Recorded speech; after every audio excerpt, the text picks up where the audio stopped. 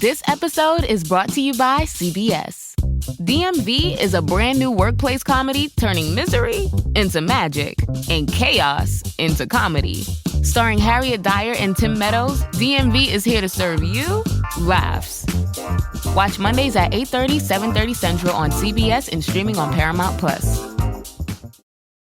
Welcome to People Tech, the podcast of the HCM Technology Report. I'm Mark Pfeffer.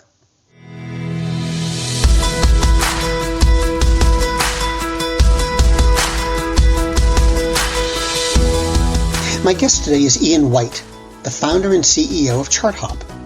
They refer to themselves as a people operations platform that connects and visualizes all of a company's workforce data in one place. We're going to talk about the action aspects of data, why data matters to engagement, what it does for managers, and the importance of organization-wide knowledge, all on this edition of People Tech. Hey Ian, thanks for coming in. ChartHop calls itself an analytics platform. How do you define that? So we really started as a data foundation, one place to unify all of your organization's people data into one platform. So the people and finance teams, managers, execs can all implement initiatives like headcount, comp planning, reporting, performance reviews. And at the same time, we're a platform not just for management and not just for the people operations team, but actually for the whole organization. We help the whole organization share data. So employees can access your org chart, employee directory, and personal employee data to get the information that they need to feel connected and engaged. And so we started as a people analytics platform. And what we've actually done is transition to being a people operations platform, because people analytics and the data foundation is really core to what we do and is still a big piece of what we do. But the processes and operations that we support for the modern people ops leader goes well beyond just the analytics piece. We think of analytics as a way to power all of the different actions, insights, and activities that drive people operations. Okay. And so you're just trying to focus more on the operations part to get the message across that you're about more than just the data. That's right. Because data is great. It's really important. Step one is to actually pull your data together and make sense of it and maybe get insights out of it. But even more important than data is what kind of action can you take on the data? And so we become the central point of action for the programs and processes and initiatives of the people operations team. So why is that important? I think it's important because for every company that has people to manage, you want to make sure that you're creating an environment that is successful for everybody in it. You want to make sure that people have clarity on the work that they do, that they're well supported, that managers are empowered with the information that they need. And the people operations function is a people-led business function that makes sure that every person in the organization is both managed and well supported. So it strikes me that this isn't the kind of area that people are talking a lot about right now. I mean, the talk in the business is about engagement and experience and not really about operations and sort of making things happen. So how does it fit, though, with experience and engagement? I think it's really key that you have an employee-centric experience that you put in front of your employees.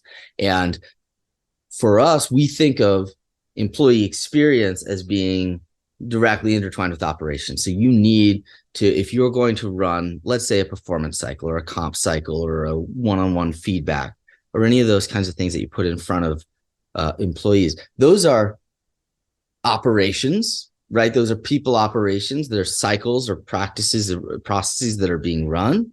But the manner in which they're being presented to employees, in particular, the way that employees can engage with that data afterwards and, during that it's not a cycle is not just a way for the HR team to gather data, but is actually a way for everybody to be empowered and aligned on what we're doing. We think of them as actually one and the same, that a core component of a people operations platform is that every employee and every manager has this central place to create a stronger experience for them. How is this all affecting employee expectations? And is it? Mm-hmm. I think that, so employee expectations, obviously a lot of different shifts over the last few years. I think there's been a generational shift. I think there's definitely, with the pandemic, everybody reevaluated in some ways their philosophy on work and how they related to their employer. I think that employers that are creating strong cultures and want to retain top talent are still creating really strong experiences. And I think what employees expect more and more is a level of transparency that comes with partnership, right? Things like, how am I being compensated? What is the way to advance in the organization? These are things that I think people expect a little bit more answers from their people operations team or their managers or their leaders than maybe they did a few years ago. And so it becomes really important. Can you self-serve that information? Can you have really good ways of communicating that information? And can you do that in a way that matches the employee experience and the culture that the organization wants to create? Like the way that, our organization might share our comp ranges or bands might be different than a way a different organization would. And that's that level of almost radical personalization is an important piece of I think any platform that interacts with employees and managers. And actually, you just used the magic word, which is managers. Because whenever I get into a conversation like this about new tools, new systems, it tends to really be preoccupied with the employee. Mm-hmm. The manager has so much responsibility in making experience work, engagement work, and all of that. So how does the manager fit into your equation? I think the manager is in many ways the most important piece. I had somebody internally at ChartHop who we had just promoted into a manager role. And he was like, oh my God, I'm seeing so much more of the incredible, just value of seeing all this data at my fingertips about my team. So I look at technology just more broadly as a way to empower managers, to give them the information they need, to give them the tools they need. Greetings from Evergreen Podcasts. We're rolling out a listener survey, and we want to hear from you. The information in the survey will help us gather statistics and in turn make our shows more appealing to advertisers. I know most people don't like ads, but this is one of the only ways our shows make money and help keep their lights on. We promise it will only take a few minutes, but the impact on our podcasts will be tremendous. As a token of our appreciation, we'll randomly select one lucky participant each month to win an exclusive merchandise package from Evergreen Podcasts. Head to evergreenpodcast.com/listener-survey to help a show and possibly get some free stuff for doing so. We can't thank you enough for the support. Now back to the show. I think a lot of times, a lot of organizations can throw new managers in the dark a little bit. And so we look at a people ops function. One of their key roles is actually to support and empower all the managers in the organization, because for like frontline employees, how they experience the employees' policies, the organization's policies, the culture of the organization, a lot of that's going to be driven by and filtered through their manager, right?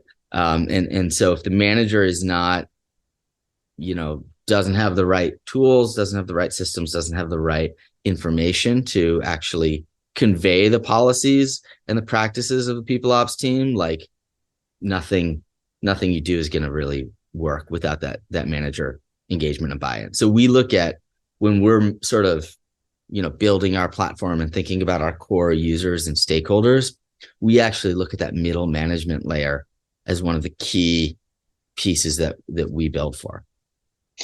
Does that mean you talk to these folks a lot? I mean, you've obviously got customers, Yeah. and prospects and such. So, what's the conversation like with them? I think everybody is, obviously thinking about it's a tougher economic environment. How can we make sure that we're making the most of the people we have and that we're supporting the people we have? People, top performers and retention for managers, retention and engagement are really like top of mind.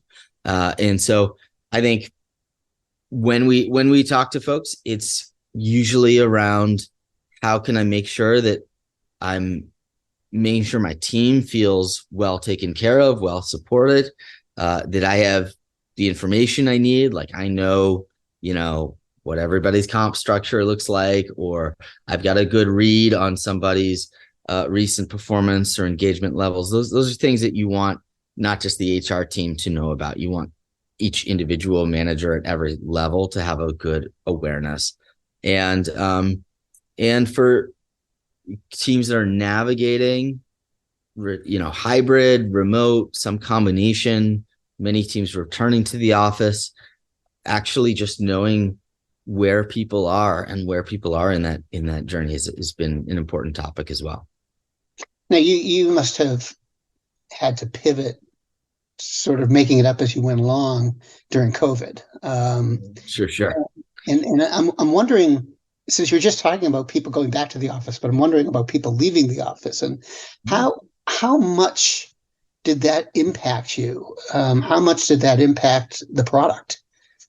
Well, I think for us, for us personally, we're a remote team and we've stayed that way. I think we've done some great in-person company offsites. We've done for hubs where we've got a lot of people in a particular city. We'll have days where we get together, but we don't have an office and we have no plans to. For our customers and for our product, it was all over the map, I think, in terms of literally in terms of what people were doing, because we actually added a map feature to our product during COVID so that you can actually pull up on a map where are all your remote workers, like where are they actually working out of. And that helped both, help people figure out where there are opportunities to either set up a temporary office or socialize, or just measure like what are people's distance to their nearest office location if they were to do a part-time return to work. So just assessing visually and from a data perspective, like where people are, I think has been one of the biggest adjustments. But just more broadly, there's obviously been a lot of changes to compensation policies. We run, comp cycles for all our customers, and people have very different practices that have evolved around how they approach, remote pay versus in-office pay and location adjustments and all of that stuff. So there's been a lot that's changed on that front. We have seen a lot more, return to work or return to office situations, but a lot of companies like us continuing to go fully remote as well. You closed a pretty significant round of funding not very long ago. Can you tell me about that? Yes. I mean, we were fortunate to be growing still pretty well in this, tougher last year that it's been for tech companies. And we were able to raise from a great partner on great terms, and feel really good about that, so that we can keep just executing and growing on what we're doing. We went out and raised and talked to a lot of good potential partners, and I think we really found the right one through those conversations, and it was a good thing to just kind of be able to keep investing in building this really new type of people operations platform. We look at a lot of the use of raising capital is to just keep accelerating our growth and keep investing in the product. because as we keep building our product, there's really nothing quite like it out there. Now, do you have certain areas you're going to develop with this money, or certain goals in mind for it? We've got a lot of plans in mind this year. I think I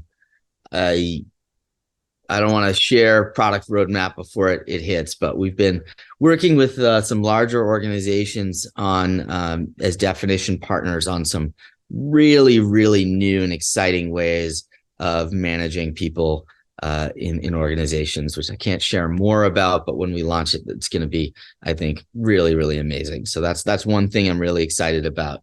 And the roadmap of just stuff we're building, I think is really amazing. I just don't want to share before it's all out.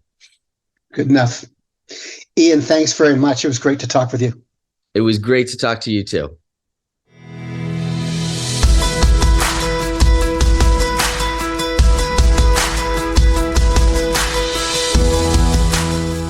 My guest today has been Ian White, the founder and CEO of ChartHop. And this has been People Tech, the podcast of the HCM Technology Report. We're a publication of Recruiting Daily. We're also a part of Evergreen Podcasts. To see all of their programs, visit www.evergreenpodcasts.com. And to keep up with HR technology, visit the HCM Technology Report every day. We're the most trusted source of news in the HR tech industry. Find us at www.hcmtechnologyreport.com. I'm Mark Pfeffer.